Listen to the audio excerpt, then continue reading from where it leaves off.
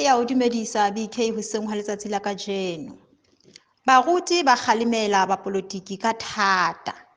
Tse tswang ka hwa titi hoseng ha letsatsi di re Lekgotla la Dikereke Lesotho CCL le lokolotse polelo kajeno ho kgalemella boradipolotiki ho kgaotsa mashano le ho duka meferefere e ka sitana le ho iketa ka mafu a batho ha e le mona naha e leba dikgethong.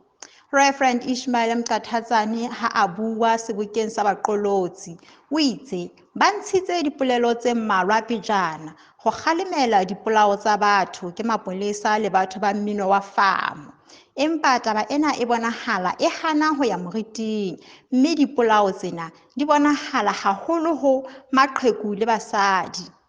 A tswela pele Reverend Ishmael Mqathatsane a re ba makatswa ke hore ho bonahala ditho tsa tshireletso e se mekgelo ho hang tabeng tsena ka ha le bona ba bolawa nyene le bosiu.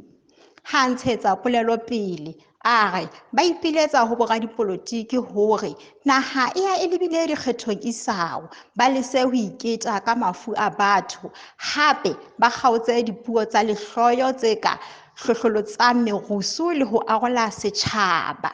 Ke tseo ke di tshwereng hoseng ha letsatsi la kajeno ho tswa ho nna ke Neuwe Thuntsa Kgosatsana ya Matebele.